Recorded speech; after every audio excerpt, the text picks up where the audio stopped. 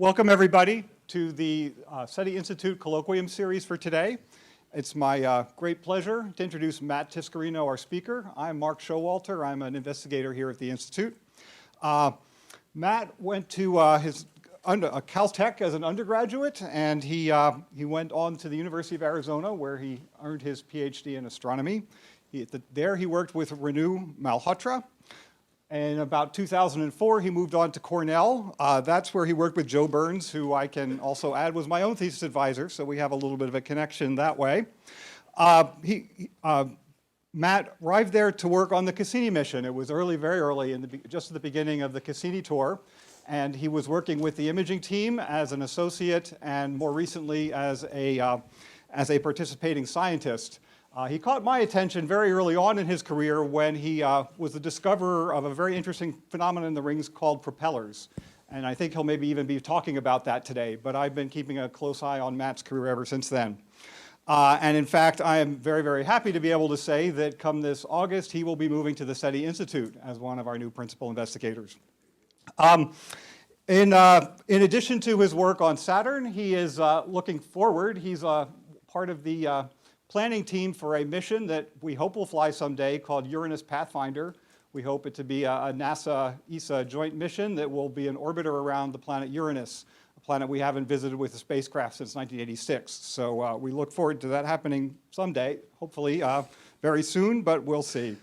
Matt is an expert on dynamics of all sorts, dynamics of rings, moons, all solar system bodies. And the title of his talk today is Saturn's Rings, an Accessible Astrophysical Disk. So welcome, Matt.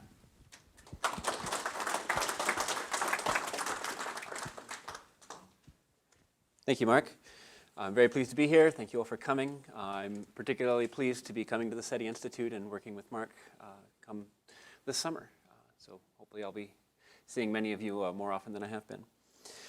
I'm going to be talking about Saturn's rings and using it as a way in which not only can we learn about our own neighborhood and what goes on here in the solar system, but also use Saturn's rings as a kind of prototype or a way of learning about other things. There's two primary ways that rings are useful beyond their own intrinsic interest as parts of our solar system.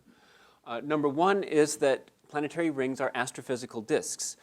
They are the most easily accessible disk systems. There are many other types of disk systems. There are disks around other stars. There are galaxies.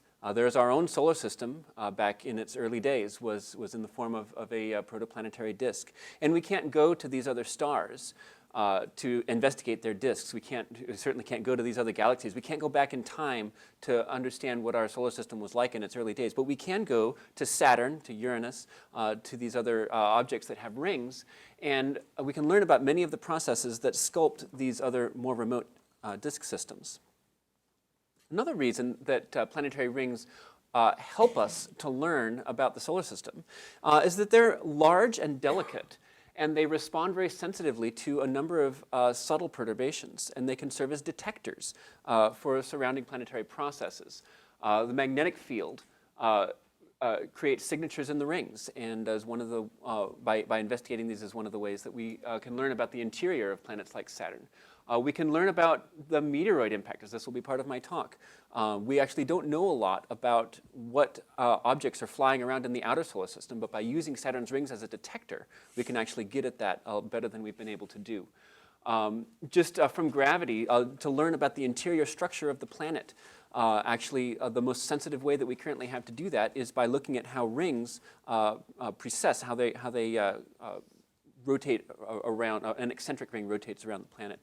And finally, another part of my talk today is by using the gravity of moons. The rings detect that gravity can actually tell us about the moons. Have even been ways in which moons have been discovered is by first observing their effect on the ring. This is how Mark discovered the moon Pan. So I also want to say a little bit by way of introduction about Saturn's rings and what kind of a disk it is. Saturn's rings are made up predominantly of water ice with only minor other chemical constituents. The particle sizes are between centimeters, maybe down to millimeters on the small end, and then up to meter size, maybe a few meters in size of these objects. And there are countless numbers of them. Each of them is on its own orbit around the planet, but they also interact with each other both by their mutual gravity and through colliding with each other. The optical depth, which is a measure of how much of the space is being filled, if you are looking at a star shining through the rings, how much of it you can see. Basically, it ranges from not very much to a whole lot. The densest part of the rings block well over 99% of the light of a star shining through it, whereas places like the Cassini division or the C ring, which is in here, will block more like just a few percent. And there's a whole bunch of structure. A lot of it we don't understand, especially here in the B ring.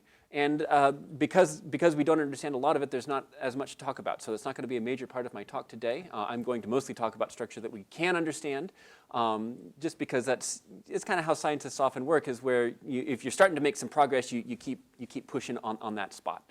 And so, of course, the primary characteristic of Saturn's rings and what distinguishes it from the other ring systems is that we can actually go there. The Cassini-Huygens Mission, here it is while it was still on Earth. Here's some people down here for scale. It's about the size of a school bus. It's the largest interplanetary probe that has been sent from the Earth. It launched from Cape Canaveral, Florida in 1997, took this looping trajectory through the solar system, arrived at Saturn in 2004. This is an artist rendition of the spacecraft skimming over the rings as it enters into orbit around the planet. Another introductory slide here is I want to review a little bit about which planets have rings. All 4 of the giant planets have rings, but they're very different from each other. Jupiter's rings are just a dusty disk, which is continuously generated by debris, very tenuous, very, if we were in the middle of Jupiter's rings, the dust in this room is actually more dense, I believe, than the dust that's in Jupiter's rings. And if the moons that are throwing off the debris were to disappear, then Jupiter's rings would evaporate in a matter of, I think, tens of thousands of years. Uranus has a series of dense but very narrow strands. They're really rings in the plural. They have the very different dynamics from Jupiter's rings because they are dense. They can actually the particles interact with each other. Neptune is much like Uranus. It's dustier than the Uranian rings, and it has these funny arcs. But Saturn is the only planet that has a true disk that's both dense and broad. One of my kind of pet peeves is when people ask, how many rings does Saturn have? Unlike Uranus, which actually has a small number of narrow rings, Saturn really has just a broad, dense disk. There are very little empty space so that where you would call it a division between one ring and another. All right, so the outline of my talk is I'm going to talk about 4 particular aspects of Saturn's rings. First, I'm going to talk about spiral density waves. Second, I'm going to talk about self-gravity wakes. And third, I'm going to talk about the propellers that Mark has already mentioned that are out here in the outer part of the A-ring. And fourth, I'm going to talk about impact. So these arrows are showing different parts of the A-ring. This is the outermost section of the rings. And the arrows are pointing to different places in the A-ring where these different features are seen. OK, excuse me. So starting with spiral density waves. These spiral waves are excited by moons that are orbiting primarily exterior to the rings. This is the same fundamental process that creates spiral arms in galaxies. And it's one way in which study of rings has interacted with the study of other disks. The theory that describes spiral density waves was actually developed to explain the spiral arms of galaxies. And it's kind of an irony that today there's still a lot of debate about how the spiral arms of galaxies are formed and to what extent the spiral density wave process is fully relevant to that process in galaxies. But that theory exquisitely explains the very tightly wound spiral waves that we see in Saturn's rings. And so we can validate that theory. We can show that it works in a physical system. And then with that knowledge, even then go back and understand galaxies a little bit better. You can see the spiral arms of galaxies are very loose. It doesn't even go all the way around the galaxy before it's already way out here and kind of peters out. Whereas The spiral waves in Saturn's rings are much more tightly wound. This is a 5-armed spiral, so this one here, for example, or 4-armed, I think.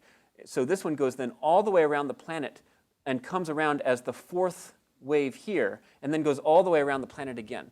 And this is only hundreds of kilometers in the extent of the wave, whereas the distance to the center of Saturn is over 100,000 kilometers.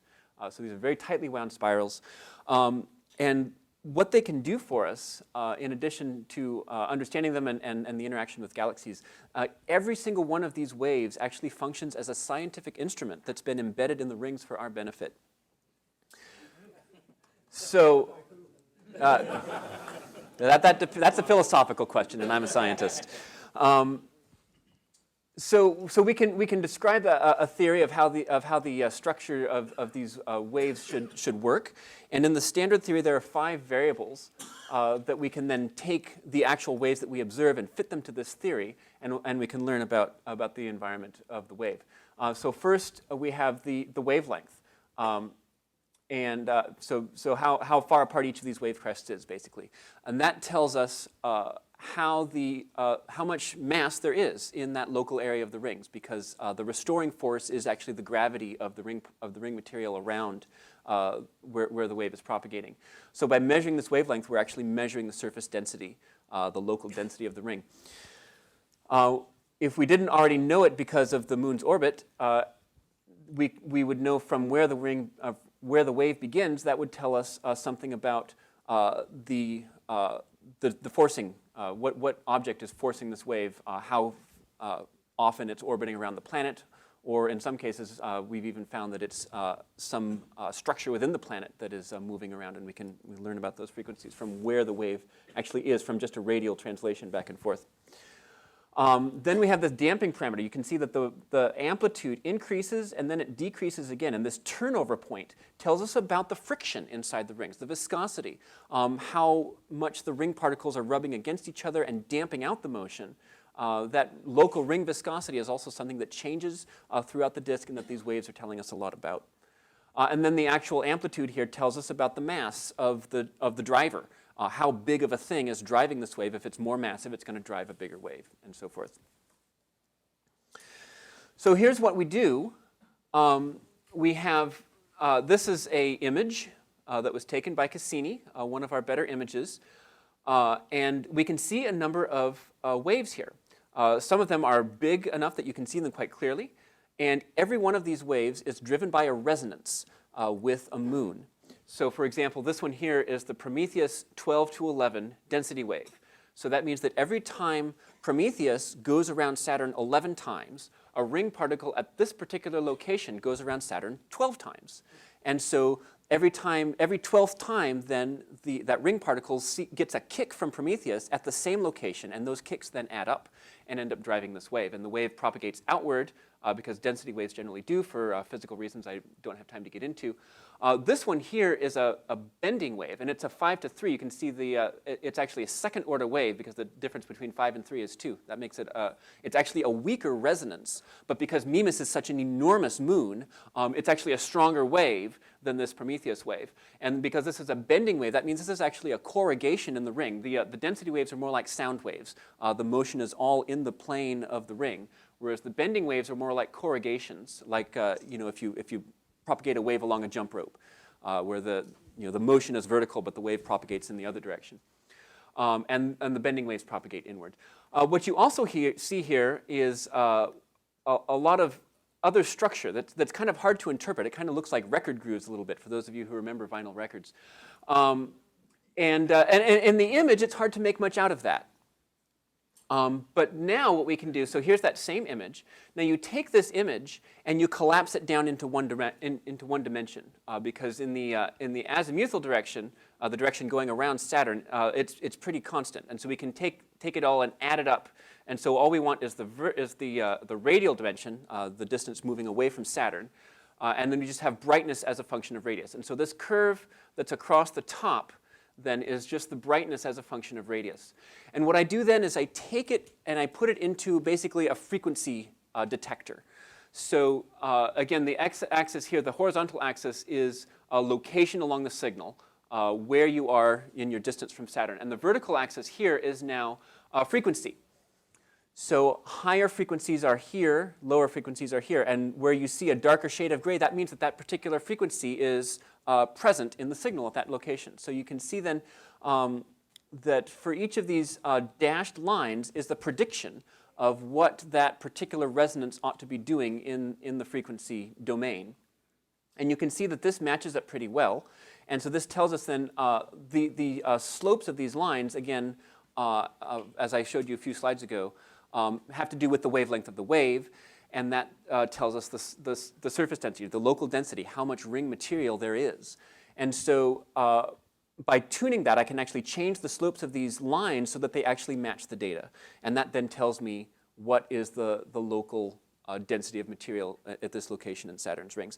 But you can see that there are a bunch of different resonances. These record grooves have now been separated out into a bunch of resonances. Many of them here have to do with pan. Pan is actually closer. It's actually inside the ring, so it has more resonances in this particular location. So this is, you have the pan 39 to 38, the pan 40 to 39, the pan 41 to 40 resonance. All of these are in quick succession. But then you also have resonances here from Atlas. The green ones are Atlas. The purple ones are Mimas. You can see the one that's going backwards that I talked about before. And so all of these resonances you can select out in the in this wavelet analysis that's in a way that is hard to see if you're just looking at the image. So many waves are made visible by this method, and there are some waves that we aren't expecting. So all of these waves that have different colors, we're expecting for various reasons. This black one here is clearly present in our analysis, but we don't actually know what causes it. So we have some new puzzles here, as generally happens when you're taking new data and learning new things. You answer a lot of the questions that you had, and then you find new questions that you didn't know you had. And so we're learning a lot about this. So what we can then do is at each location where I can do this analysis, I can find out what the density of the ring is at that particular location. So the filled in circles are the ones to look at here, and also this solid line. And so the open circles are older data, and I'm not going to go into why there's some discord there. The filled-in circles are pretty reliable. So we see then that the A ring has this increase in the outer part of the Cassini division, goes up into the main part of the A ring. That's about 35 grams for every square centimeter of material. So if you took a square centimeter and went all the way down through the ring, you'd have about 35 grams of material. And that's then consistent throughout most of the A ring, but then in the outer part, where it actually gets brighter, the surface density is going down. And so that's telling us something about the particle properties, and I'll say a little bit about that later. One of the, there's actually a funny wave here. This one is much bigger than most of the waves because it's actually a resonance with Iapetus, where Iapetus is Iapetus goes around Saturn very slowly because it's very far from Saturn. So every time Iapetus goes around Saturn once, this ring, the ring particles are actually precessing because they have inclined orbits, and then that the plane of the orbit actually rotates around Saturn, and that happens once every time that Iapetus actually orbits the planet. And so here we have a continuous record of the surface density. And so what we do, because the surface density is now changing over the course of the wave, we can no longer assume that we just have a single number that we're getting here. But at every point along the wave, we can draw a line between where we have the dominant frequency and draw that back to the source of the wave. This is where the wave is being generated. And so this slope here gives us a number for the surface density that is shown by this star here. Then we move over to this line, which is a different slope, gives us a higher surface density a little bit farther down, and so forth. We have this big cutoff here where the surface density goes up, and then another slope here, another slope here, another slope here. And so all these slopes together at different places give us different slopes that give us different surface densities. So we have this continuous record in this part of the A ring, and it actually fits.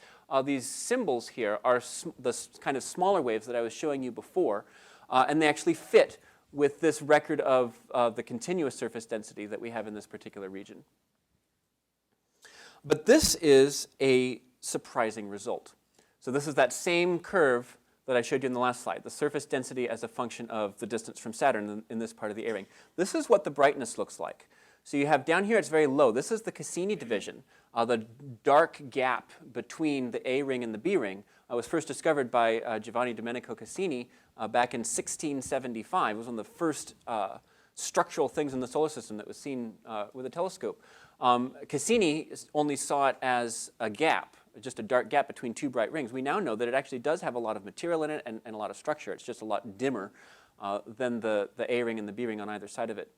But this big increase in brightness here, which has generally been called the inner edge of the A-ring, when we look at it in the surface density curve, there is no sharp change in the surface density. That is very surprising, because why is there a big cliff in the brightness when there's no big cliff in the density? There is a big cliff in the density here, where there's a second big rise in the brightness, but not over here. And let's see, here we go. What that drives us to is to say that there must be a change in the particle properties. If you have the same amount of stuff, but it's broken up into much smaller particles, those smaller particles will fill up more space, they have more surface area, they'll reflect more light. That could explain why it's brighter, even though there isn't more stuff there. But why would there be a sharp change in the particle properties at that particular location? We don't know. This analysis that I did was the first indication that there are some kind of screwy things going on with the particle properties in Saturn's rings. But now there are similar conclusions coming from independent Cassini measurements, and some in other parts of the rings, some coming from other Cassini instruments, and that are adding to this puzzle and giving us more information as we can start to understand what's going on. Again, so answering questions that we knew we had to ask, and then finding new questions that we didn't know we had to ask. And that's the progress of science. Okay, the second topic that I'm going to talk about today are the self-gravity wakes, which are strongest here in the middle part of the A-ring. This is what they look like. This, sadly, is not actual data. This is a simulation. We wish we could see both spatially and in terms of time this level of detail. But this is a simulation of what happens at the smallest scales. You can see I have a scale bar here, 125 meters to a side for this patch. And what's going on here is this patch is going around, the whole patch you can imagine as orbiting Saturn. But because of Kepler's third law, and I'm going to mention Kepler's third law a number of times in this talk, Kepler back in the early 1600s, one of the things he noticed is that if you're closer to the thing you're orbiting, you orbit faster. And so that's exactly what we see here. On this side, Saturn is way over to my right, your left. So the stuff on this side is closer to Saturn, so it's orbiting faster. It's going up in this frame of reference, which is also going around Saturn. And the stuff on the right, which is farther from Saturn, is falling behind, and so we see it as going down. And so there's a shear that goes on. And there's also the particles are attracted to each other by their mutual gravity. So what happens? This is basically why the Roche limit is what it is. If you know about that, that's the closer you get to an object, a planet like Saturn, things can't hold themselves together. They get pulled apart. And this is the process by which they get pulled apart. Is this kind of a shear that Saturn is pulling harder on one side of it than it's pulling on the other. So the particles are trying to accrete into clumps because of their mutual gravity. They're, as things do. If they were farther from Saturn, they would actually be able to accrete into a moon. But here we're close enough to Saturn that the shear is too strong. And so as they're trying to accrete into a clump, the shear pulls those clumps back apart.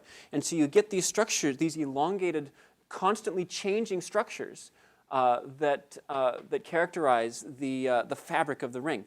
And this is also, like with spiral waves, this is a process that was first described for galaxies, and it's well understood in galaxies, and we also now see it operating in Saturn's rings.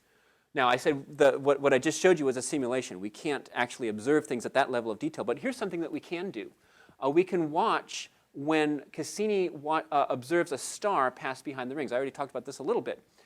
This is a kind of a time-lapse picture. I like this as an illustration from this red and blue image. As you go from right to left in the image, that's time going forward. What this image is, it's a long slit of detectors. It's just a vertical array of detectors that's focused on a star, and the star is going behind the ring. And so you can see the brightness of the yellow. The yellow is the star, and as it goes behind the ring, the star flickers brighter and dimmer depending on how much ring material is blocking the starlight. And it turns out that when you do this at a range of geometries, you can get a 3D CAT scan of the microstructure of the ring. So here you have, again, the yellow is the brightness of the star as it goes behind the ring. These are 4 different cuts. These are called occultations. Occulting just means to block. And so the rings are blocking the star. They're occulting the star. So this is called an occultation. So this, you have the 4 different occultation tracks. And over here you see that this region of the ring blocks a lot of starlight, whereas over on the other side, it's the same region of the ring as you go around, but it's blocking a lot less of the starlight. And so why is that? The reason is that these self-gravity wake structures are being seen in different geometries. And because they're kind of long finger type of things, you think about this. So if I have my fingers like this, if I'm looking along my fingers, you can see a lot you can see between them pretty well. But if I'm looking across my fingers, the fingers kind of work together to block the view. And so that's exactly what's going on here. And by putting all of this together, Cassini investigators have actually been able to show how strong this wake structure is in different parts of the ring. One of my contributions to this is actually to show that there is not just the dense structures and the gaps between them. There's actually something in between. What we have down on the lower left here, the red dots, this is another simulation. The red dots are ring particles. This is from an actual simulation. It's actually from this same simulation. And what I did was I used a density estimation method. It's actually not simple to get a density out of just these particle locations, because you have to think about how big of a grid do you want to map your density in. If you have big, if you divided this into just a few squares, say 10 squares by 10 squares, and then took the density in each square, you would be smearing out these sharp boundaries between the dense clumps and the gaps between them. But if you had a bunch of bins, like 100 by 100 in this, that would resolve the boundaries. But then the gaps would be so sparse that you would have a bunch of bins that would show no density at all, which isn't quite correct. And so I came up with this method for using an adaptable bin size. And so the grayscale here is actually the density. And then I took the density and mapped it out in a histogram like this. How much of the low density stuff is there? How much of the high density stuff is there? And I actually found then that there's a third peak of medium density stuff. And in certain geometries where you actually want to, where you're looking at stuff that is scattering forward, if you're looking at the sun is on the opposite side of the ring, and you're looking at the unlit side of the ring, it turns out that the dense clumps look dark because they're blocking all of the sunlight. And the gaps look dark because there's nothing there to scatter the sunlight into your camera. And it's actually this medium density stuff, which turns out to be clumps that are in the process of being disrupted, that are actually the most photometrically interesting and active, and that's what we're actually seeing in these funny geometries. Yes, a question over there. Are you showing that adjacent rings are rotating in opposite directions? Is that what you're showing, or is there some turbulence? No. Okay, the question is, am I showing the rings orbiting in opposite directions? No. This whole patch is going around Saturn much faster than any of the velocities that you're seeing here. So what we're seeing here is the stuff that's a little closer to Saturn is going a little faster, and so it's moving ahead. And the stuff that's a little farther from Saturn is going a little slower, so it's falling behind in this particular frame of reference. Thank you. One metaphor. Sure. Escalators, where you go up where the handrail is going slightly slower than Yes, it's that same kind of thing as an escalator where your feet are going up at one rate and your hands are going up at another rate. Yeah. Okay, third topic for this talk today is the propellers. So we discovered back in 2006 that there are moonlets embedded in the disk. So I said at the beginning of the talk that the ring particles range from millimeter to centimeter size on the small end up to meters, maybe a few meters on the large end. The self-gravity wake structures that I've just been talking about are larger than that. You know, they're tens of meters in size. But there are a small number of moonlets that are even larger, 100 meters, even a kilometer in size. And so when that happens, again, Kepler's third law becomes important here. So there's a moonlet here at the center of this diagram, and then these are all streamlines of how the particles will be interacting with that moonlet. Again, this is just a theoretical drawing. And so in both directions, on the inward side, and this one is backwards, I apologize for that. So in this streamline figure, Saturn is up. I think unlike every other figure in this talk.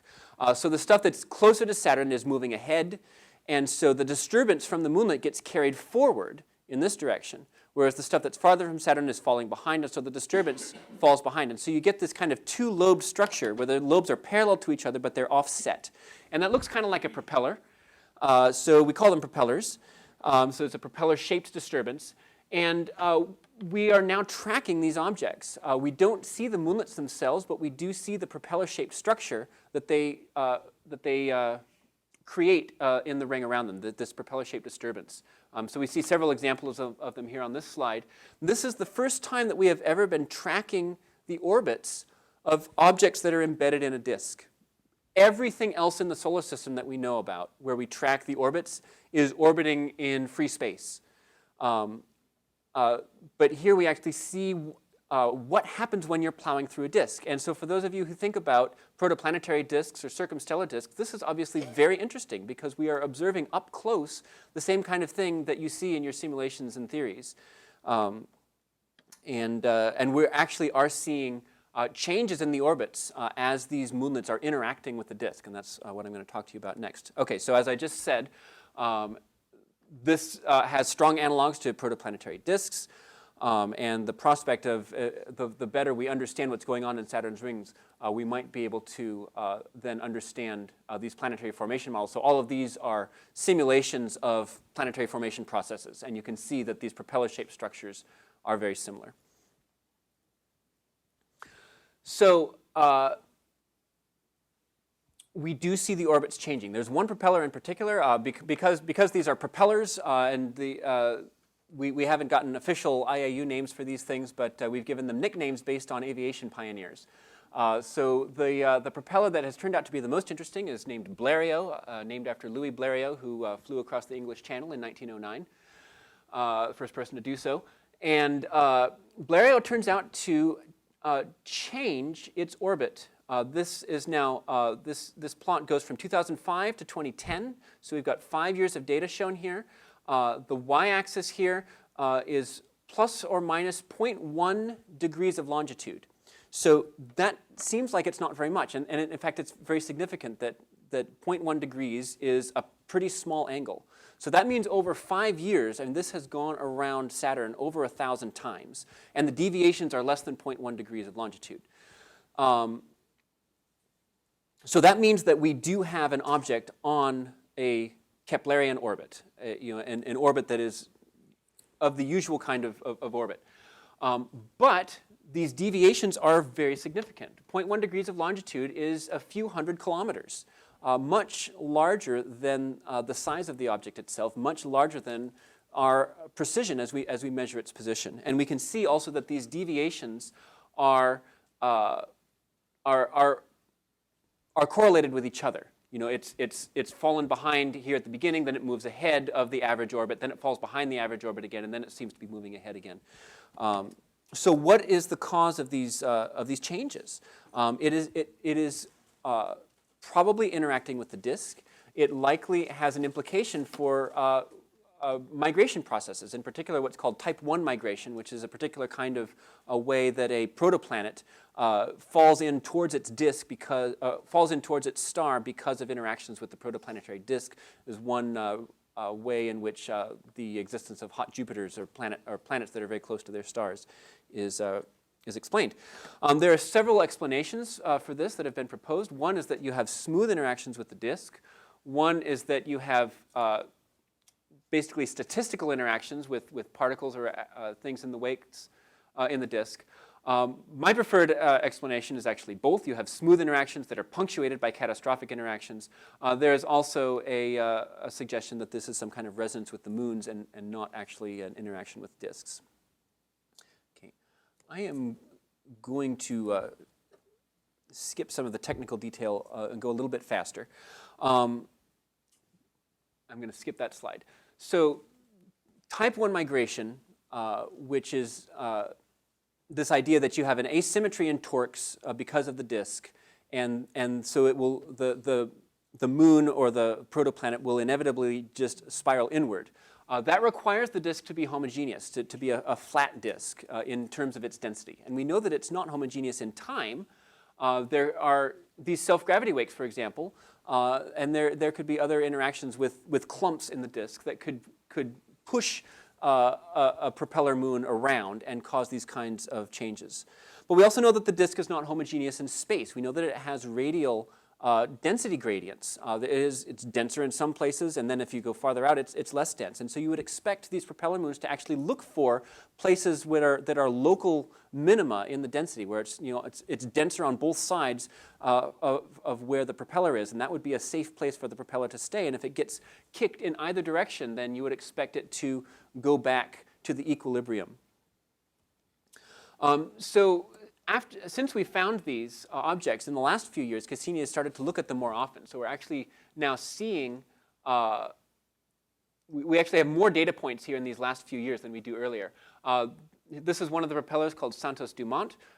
We see that it seems to fit a smooth curve for the first few years, and then once we start looking at it more closely, it has a mostly flat evolution. Here's another propeller called Sikorsky, which seems to have a smooth curve here, then maybe got kicked and kicked again onto another smooth curve here. Again, the fact that you see curvature, some kind of smoothness, to me, that really seems to favor that there's some kind of gradual process going on, a constant exchange of angular momentum between the moon and the disk, and not just a bunch of kicks. But then you do also have at least punctuating that kind of smooth evolution. You have some kind of kicks in order to get from this curve over to this curve. Post is another one of the propellers we've been watching. We have very little data before we started looking more often. But then here we see it really looks like you have a kick captured with unprecedented resolution from what we've done before, where you see it comes in at this angle, and then you see a fairly sharp angle, and it comes out like that. So something happened here in the middle, and we're continuing to try to figure that out. And then Earhart seems to have a smooth evolution here, and then it maybe got kicked into a different smooth evolution and moving on in a curve like that. Now, Blériot gave us a big surprise when we started looking at it more closely. After 2010, you remember what I showed you earlier was kind of looked like an undulating wave here. You actually take that and skew the whole thing, as we see in this kind of green parallelogram. That's the data I was showing you before. Since then, it has rocketed off in this direction. I do have to hand it to the people who are favoring the stochastic model that this is actually something that they predicted. One of the predictions of the stochastic model is that whatever kind of undulations that you see should be around on the same time scale as the interval of time that you're looking at. And so my model does have a way of accounting for these observations. Maybe it would have to be knocked into a different equilibrium location. And that's still something that future data may continue to tell us one way or the other. Okay, so my fourth topic for today's talk is impacts onto the rings. There are really only a small number of places in the solar system where impactors have been caught red-handed. One of them is Earth, down here in the lower right. Meteors happen regularly in the Earth's atmosphere. In the upper right, you see on the moon, This is actually in the last few years, I think this is becoming more and more common that we have telescopes that are constantly watching and have the sensitivity to see these impact flashes. So that's happening more and more often. Of course, there was Shoemaker-Levy 9, the famous comet that was observed to impact onto Jupiter in 1994. But that's about it, really, as far as actually seeing impacts in process. And it's particularly interesting in the outer solar system because we actually know very little about what is flying around in the outer solar system as far as stuff that is too small for us to see individually. We can see stuff that's tens of kilometers, centaurs and Kuiper Belt objects and proto-comets and things like that. But on the scale of dust and then things that are intermediate in size, we know what it is at Earth. And basically, up until a few years ago, all we could do was take the dust population around Earth and just scale it to what it would probably be in the outer solar system. And so this changed a few years ago when we observed impacts onto Saturn's rings. And so what you see for each of these, you see there's a prevailing direction of the radial structure in the ring. And you see a cloud here, and I've got the arrows pointing to the cloud. And the cloud is skewed. It's at an angle with respect to the rest of the structure in the ring. This one is the best of the images that we have, but you can see that the same thing is true in all of these others. So why did we see the impacts at the time that we saw them? For the large majority of the impacts that we saw, it happened during the equinox event. Now, equinox happens here twice a year, in March and in September. And it's the time when the sun shines directly onto the equator because as the Earth is spinning and the spin is tilted with respect to its orbit, it's only twice a year that the sun shines directly overhead if you're standing on the equator. Saturn takes 30 years to go around the sun. So equinox only happens every 15 years. And in the lifetime of the Cassini mission, it happens exactly once. If you took the Saturn year, which is 30 Earth years long, Cassini arrived at Saturn in what you would call January. And we're currently something around late May, I think. And in 2017 will be the end of the mission, and that will be right around the solstice, so getting into late June. So in March of that Saturn year was August 2009.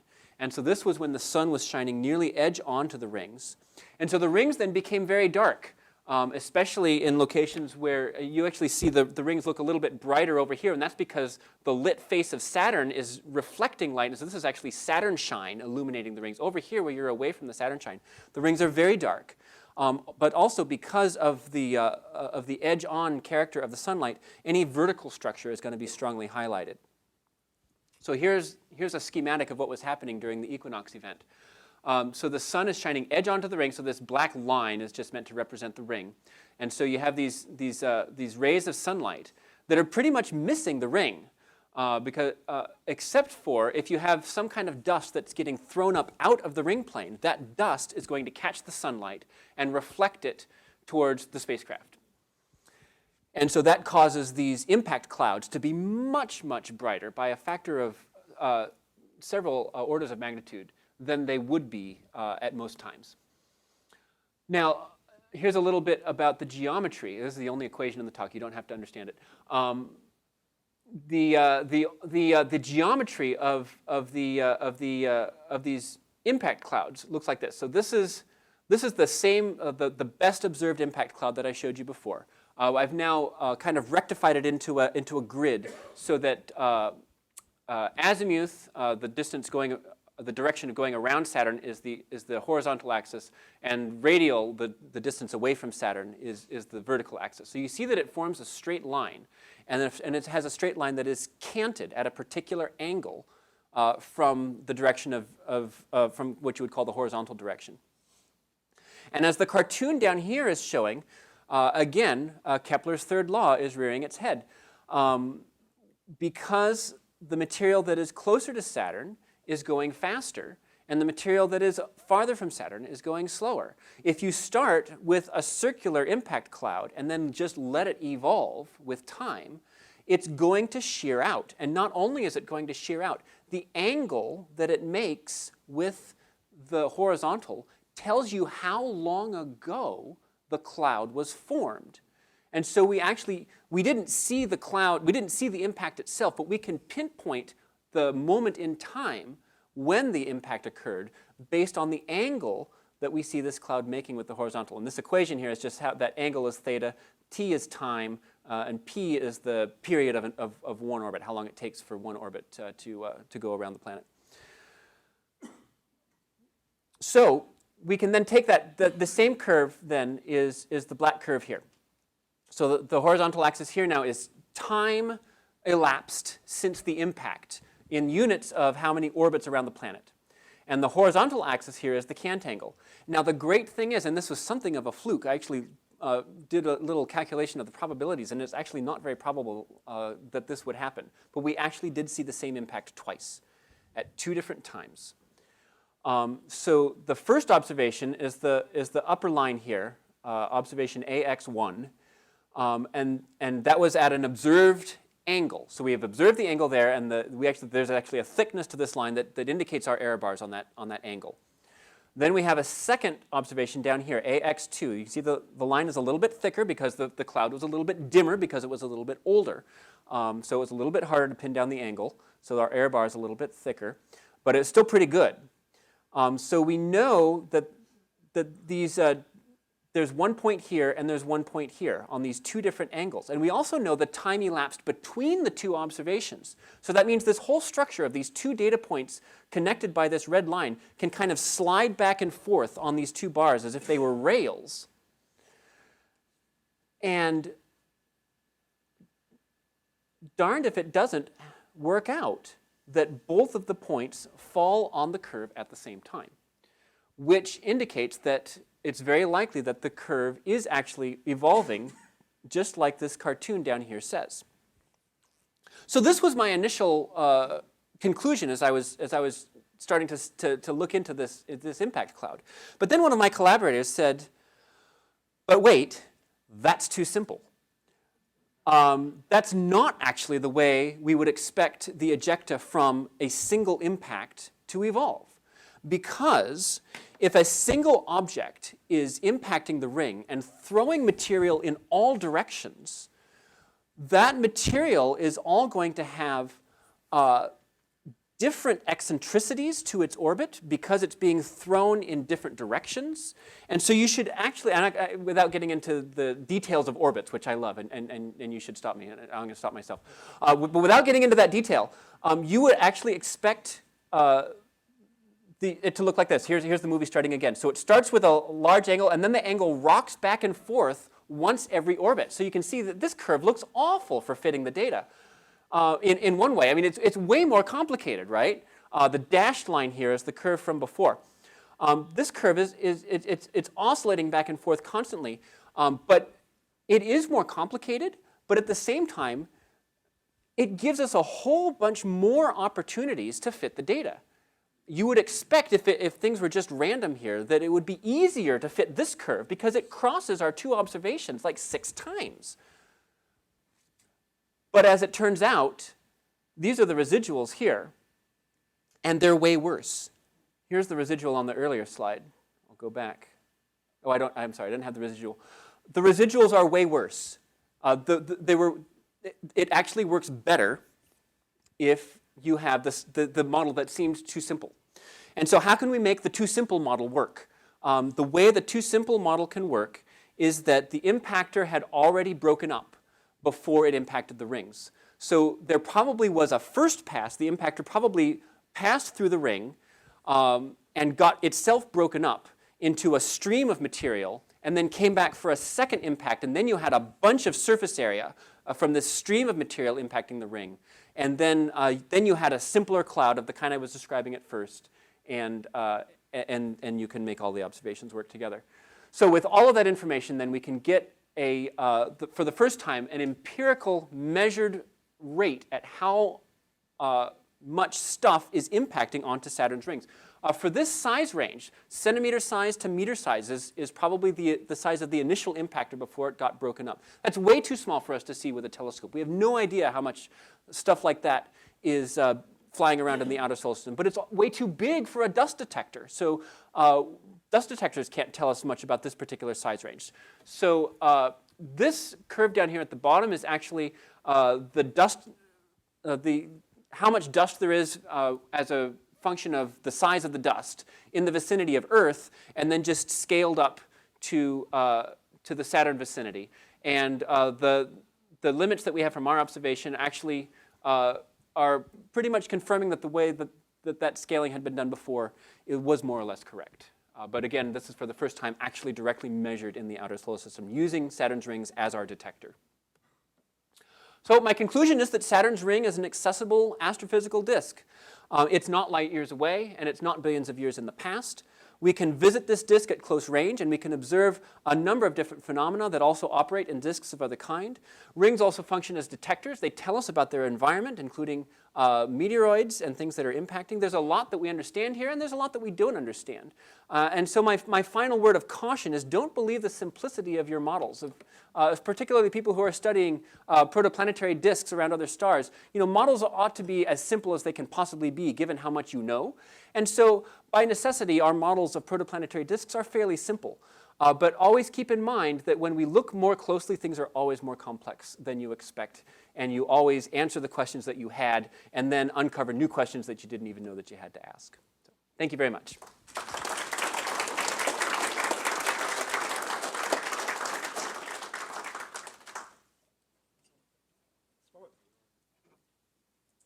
So Matt, we have a tradition at the Institute that our speakers get a official SETI Institute SETI Talks mug. Awesome. So I'm delighted to give that to you today. Thank you. I'm sure Matt would take some questions. Hold on, so let me bring the microphone to you. Concerning the propellers, can you estimate their mass? Can you estimate how many there are? Can you estimate their mass ratio to the rings? Yes, this is all in my paper. Oh, okay. And if you do a histogram, is it obvious? Oh, there's the lump for the propellers. Yeah. So so if you make a graph of how many particles there are, there's a big knee at about a meter, and then it dives down. There's a lot less stuff that's meter size or larger, and the propellers then are mostly consistent with that. There's only a few of them. The ones that we've been able to track are about a dozen. But then there's a smaller class of propellers in one particular part of the A-ring where they seem to swarm. The 100-meter size, again, it's the mass, I think, is small compared to the mass of the small particles.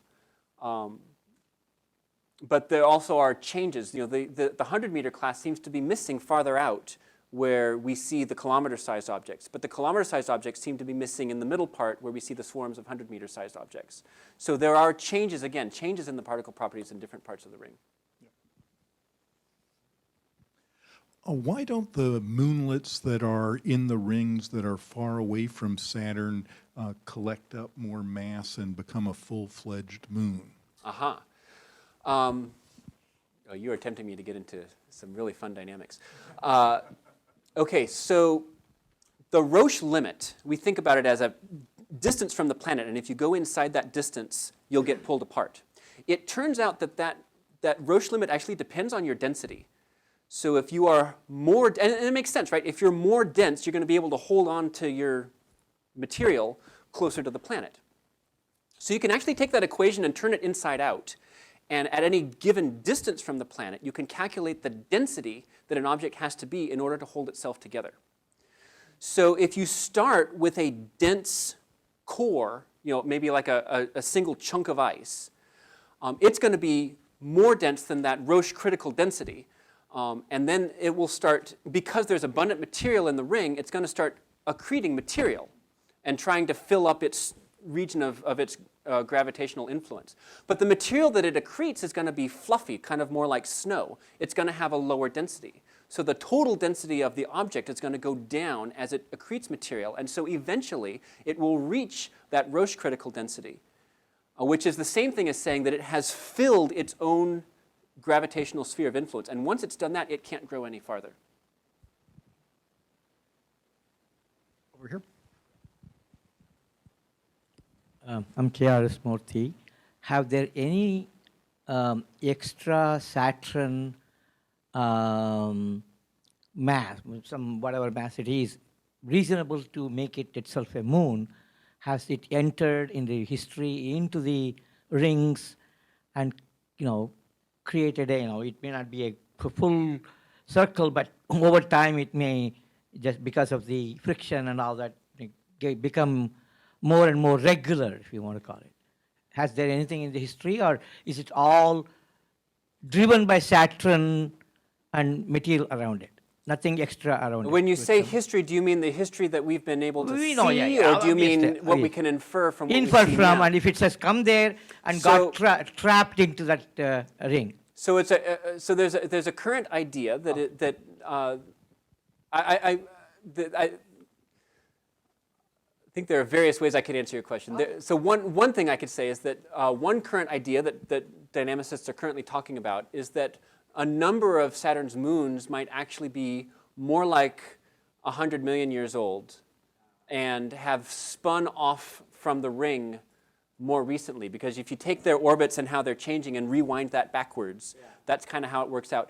And so if the rings were more massive, but they would also spread out because of the friction within them. And then as they spread out, they get out beyond the Roche limit, and then they would start accreting into a moon. And then, so that things like that may be going on. But not coming from outside to inside. No, and the reason for that, Extrastellar or extra whatever. there's a fundamental because of the way that tides work. If you're orbiting the planet faster than the planet rotates, you will tend to migrate inward. But if you're orbiting the planet more slowly than the planet rotates, you're going to tend to migrate outward. And just about everything in Saturn is in the latter situation, and so things will tend to migrate outward. Hi, another propeller question. Sure. And so, have you been observing any that are likely to run into each other, and or other dynamic Yeah. situations that would push them out towards bigger Roche size?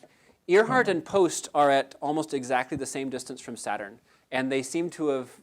We didn't see them actually pass by each other, but we saw them one on one side, and then they seem to have passed by each other and not affected one another.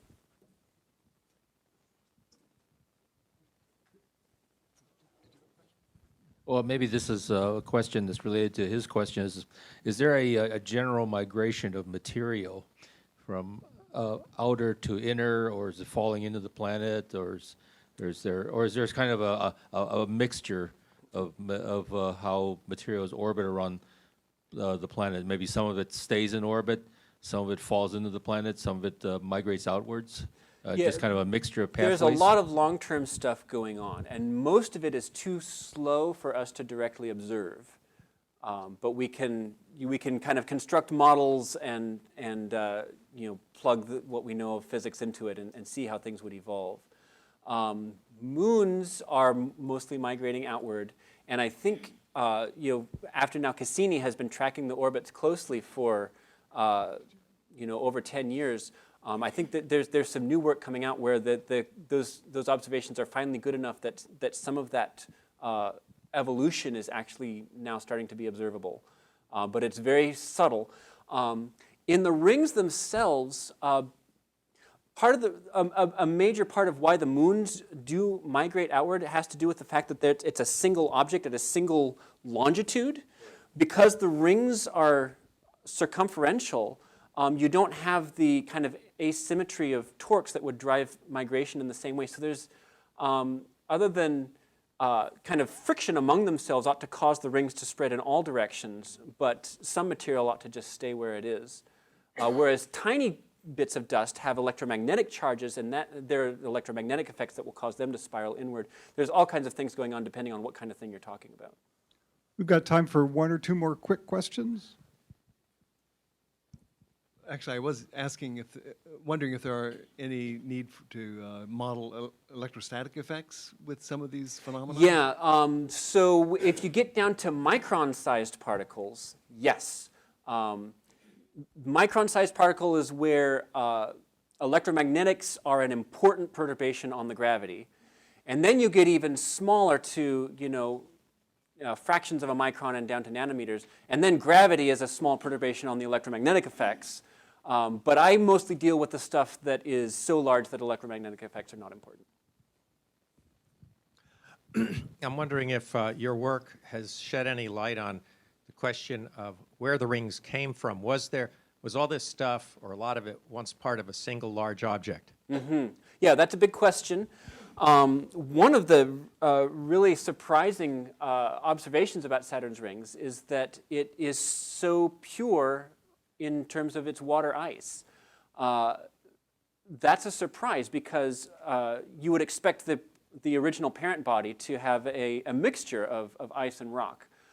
There are some recent models that indicate that you could have an object slowly falling in towards Saturn in such a way that if it was already differentiated between ice and rock, you could have the ice mantle get pulled off first, and then the rocky core falls into the planet before it can join the rings.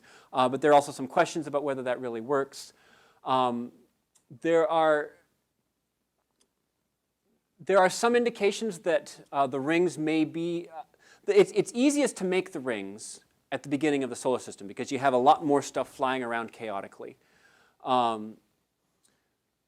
It's hard to make them out of whole cloth 100 million years ago, but it seems pretty clear that they are at least changing significantly on 100 million year time scales.